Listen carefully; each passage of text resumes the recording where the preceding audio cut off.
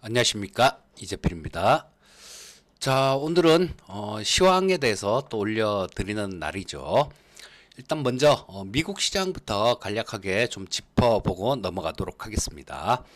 미국 시장 3대 지수는 다들 좀 플러스권 마감됐습니다. 다우가 4만을 딱 돌파했어요.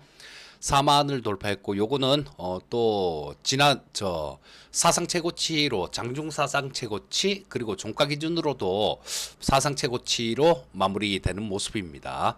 자, 그리고 나스닥 같은 경우도 한 0.63% 정도 상승했죠. 다우하고 나스닥하고 비슷한 상승을 보였어요. 뭐 S&P 500도 별 차이 없죠. 0.55%. 자, 미국은 저 S&P 500하고 나스닥은 그 전날 좀 많이 빠졌죠. 자, 거기에 대해서 좀 어느 정도 이렇게 되돌림이 나오는 모습이었습니다. 자, 근데 미국 쪽 보게 되면 경제 지표는 조금 좀 딱 겉으로 보기에는 수치가 조금 걱정되는 수치도 나왔었죠. 자, 생산자 물가지수 PPI가 발표가 됐었는데요. 요거 한번 짚어보고 넘어가도록 하겠습니다. 자, 보시면 여기 생산자 물가 지수가 PPI 뭐 요거 전년비죠. 그리고 전월비, 근원 PPI, 근원 PPI 전월비 요렇게 됐고, 뭐 이쪽 소매 판매하고 요런 거는 다음 주에 나오죠. 자, 근데 보시게 되면 전체적으로 PPI가 좀 높아졌어요. 2.6 나와서 전월비 2.4에 비해서 높아졌고, 자, 여기 빨간색으로 표시된 거는 이 PPI 같은 뭐 안 바뀌는 지표도 있는데요.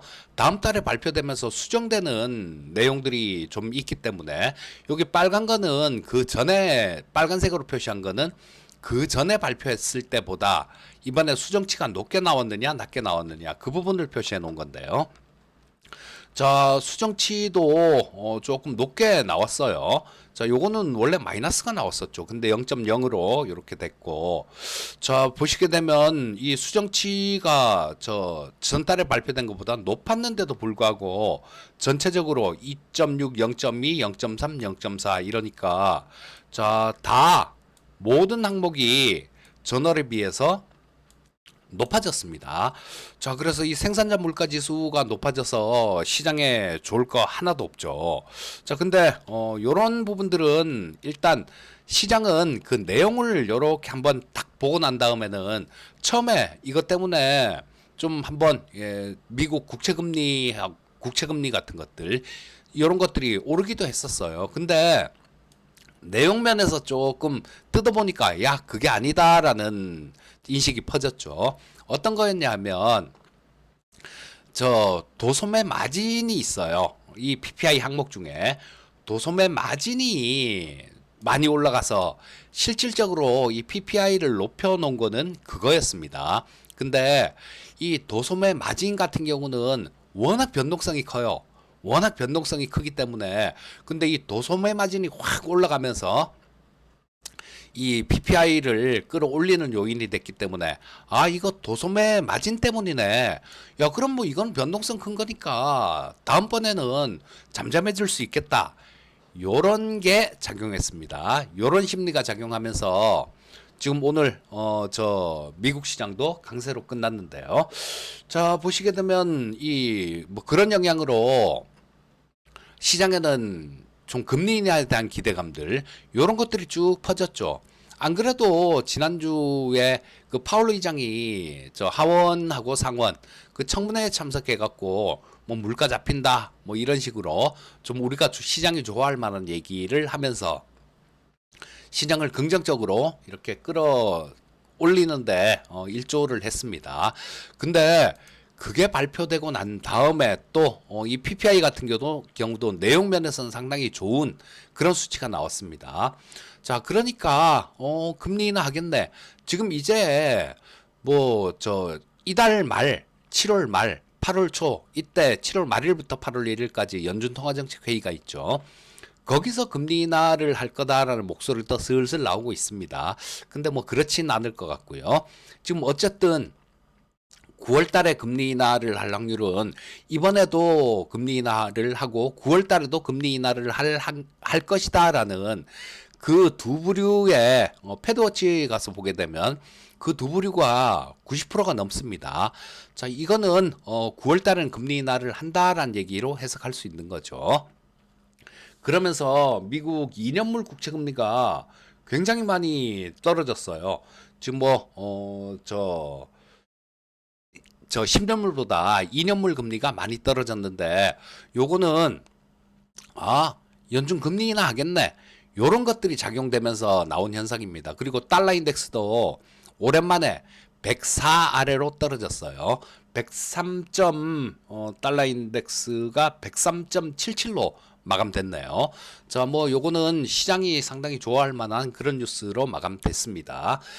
자, 그리고 파월 의장의 연설이 또 월요일 날 예정돼 있는데요. 거기서도 좀 좋은 얘기가 나오지 않을까 싶습니다. 왜냐하면 파월 의장 청문회 하고 난 다음에 의회 청문회 하고 난 다음에 이런 지표들이 긍정적인 지표들이 나오고 있으니까요. 자, 그런 거 저런 거 요렇게 감안해 보면요. 우리나라 시장 같은 경우 미국 시장 같은 경우는 괜찮은 모습이다 요렇게 볼 수 있겠죠. 자, 근데 차트를 보게 되면 나스닥 차트인데요. 자, 여기서 장 막판에 좀 밀리는 모습이었어요. 자, 요거 S&P 500이고요. 나스닥 기준으로 볼게요. 보시게 되면 큰 차이는 없는데요. 위에서 장 막판에 좀 밀리는 모습이 나왔습니다. 그리고 이때 목요일 날 위에서 맞았던 거 요게 조금 아프죠. 그때 거래량도 좀 늘었습니다. 그리고 오늘 아침 주말에 끝난 미국 시장 같은 경우는 요거도 마찬가지로 거래량도 좀 줄었죠. 그래서 위쪽으로 이렇게 지수 자체를 강하게 당기려는 힘은 약간 좀 부족하다 이렇게 볼 수도 있을 것 같아요. 하지만 보시면 여기 일단 분차트부터 보고 말씀드릴게요. 자, 분차트 보시면 잘 올라갔죠. 이렇게 잘 올라가다가 장 막판에 쭉 밀리는 모습이었어요. 자, 여기서 시장이 단기간에는 조금 그동안 너무 엄청나게 올랐잖아요. 기술주들. 그래서 시장이 단기간에는 조금 쉬어가고 싶어 하는구나. 요런 부분들을 느낄 수 있는데요. 자, 여기 추세 자체를 보시면 아직까지 그냥 까딱없는 추세입니다. 자, 요거 나스닥 기준으로 22평선이 강하게 살아있죠. 그런 모습이기 때문에 요거는 지지를 좀 더 밀린다고 하더라도 지지받을 가능성이 많고요. 또 이걸 일시적으로 아래로 깨는 그런 모습이 나온다고 하더라도 회복될 겁니다. 회복되는 시장이에요. 그리고 계속 말씀드리는 부분 있죠. 미국 재무부에서는 시장을 위쪽으로 긍정적인 방향으로 끌고 가려고 할 겁니다. 자, 정부 정책에 맞서지 말라 그런 증시 격언이 있는데요. 이유는 두말할 것 없이 11월 달에 대선이 있기 때문이에요. 자, 그리고 그럼 단기간에는 이 나스닥 같은 경우 조금 조정이 더 들어올 수도 있겠다라고 봐야 되겠죠. 자, 근데 목요일 날 미국 시장, 우리나라 시간으로 금요일 아침에 끝난 미국 시장이요. 여기서 굉장히 특이한 현상이 나왔습니다. S&P 500이 좀 쭉 이렇게 빠졌죠. 음선 커다랗게 내면서 빠졌는데 그 러셀 2000 지수, 러셀 2000은 중소형주 위주로 구성된 지수입니다. 러셀 2000 지수는 또 급등했단 말이에요. 3%대 급등했습니다. 자, 지금 시장에는 그런 인식이 조금 있는 거예요. 야, 이거 대형 기술주들 너무 많이 올랐으니까 중소형주 쪽으로도 한번 맥이 오겠네. 그런 인식들이 있는 겁니다. 그리고 토요일 아침에 끝난 미국 시장 역시 마찬가지 러셀 2000 지수는 지금 나스닥보다 훨씬 더 올랐습니다. 1%대 플러스로 마감이 됐어요. 자, 요런 것들은 우리나라 시장에서도 나올 수 있는 그런 부분이에요. 자, 우리나라 코스피가 한 1.1% 정도 하락했고 코스닥이 0.24% 정도 하락했는데요. 금요일 날. 자, 요거 과거에 이렇게 하락하면 하락 종목 수가 2배 이상 되고 막 그런 시장이었습니다. 근데 금요일 우리나라 시장은 그렇지가 않았어요. 하락 종목 수가 좀 많긴 많았습니다. 하지만 이런 부분들이 그렇게 과하다 싶을 정도로 많지는 않았어요. 자, 어느 정도 우리나라 시장도 대형주 쪽에서 수급이 중소형주 쪽으로 좀 가면서 낙수 효과가 좀 생기고 있다라는 걸 의미하는 겁니다. 자, 뭐 그렇기 때문에 일단 시장 전체는 어떻게 보면 이 개인 투자자들이 좀 매매하기가 좋은 그런 환경이 될 수도 있겠다라는 생각이 들어요. 자, 근데 지수 자체는 뭐 우리나라 지수도 미국이시면 강하게 뻗어가긴 좀 어렵겠죠.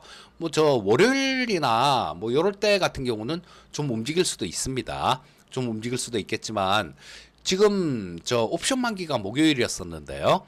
여기서 지금 월물 초에 잘 봐야 되는데 이 수급을 보면요. 옵션 시장 수급을 보게 되면 자 외국인들이 콜을 지금 한 36억 정도 매도 쳤죠. 물론 금요일 날 하루짜리 수급이 있기 때문에 이걸 갖고 뭐 시장에 대한 판단을 하기는 좀 어렵습니다. 하지만 얘네들이 포지션을 어떻게 쌓아가느냐 이런 부분들을 보고 뭐 여기서 어떤 강한 포지션들이 나오거나 그러면 향후 시장을 예측할 수 있는 그런 근거가 되는 거예요. 그리고 굉장히 좀 잘 맞습니다. 자, 하루짜리 수급 갖고는 많이 부족하지만요. 한번 보게 되면 자, 외국인들 콜옵션을 한 36억 정도 매도를 쳤고 풋옵션을 9억 정도 매수를 했죠.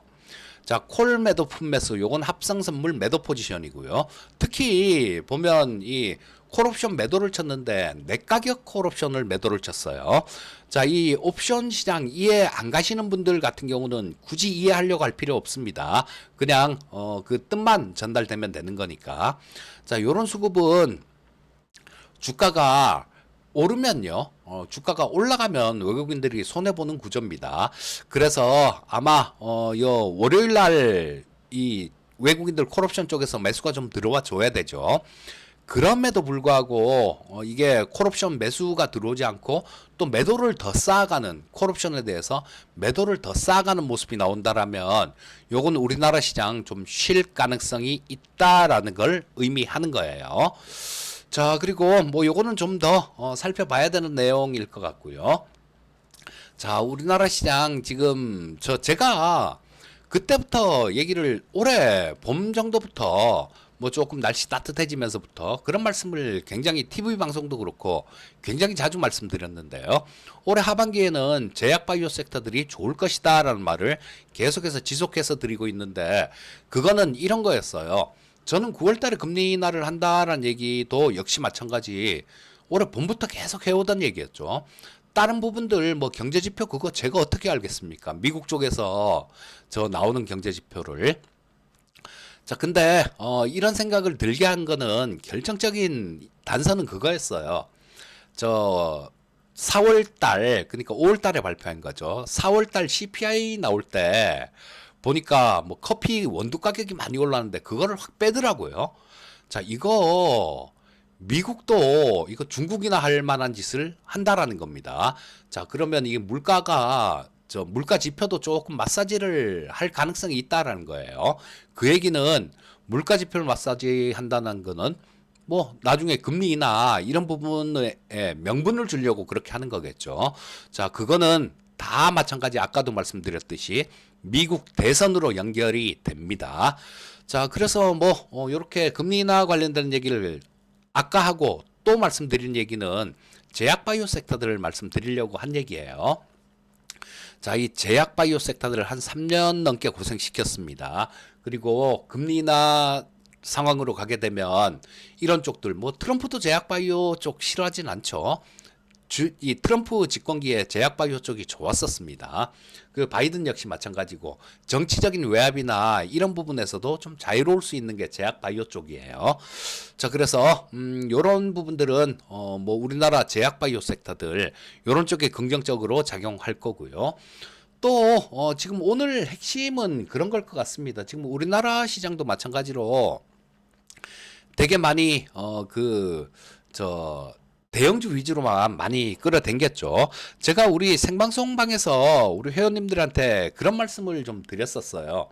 우리 삼성전자 지금 보유하고 있는데요. 뭐 삼성전자는 계속해서 좀 들고 가는 종목이죠, 우리는.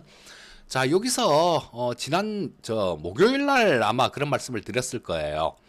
이 이렇게 이격도 좀 크고 그런 부분들이 있기 때문에 삼성전자가 좀 조정이 나올 수도 있다. 뭐 이런 말씀을 드리고 하지만 그렇다고 하더라도 우리는 뭐 그냥 좀 이거는 좀 이렇게 들고 갈 종목이니까 건들진 않겠다. 뭐 이런 말씀을 드렸는데요.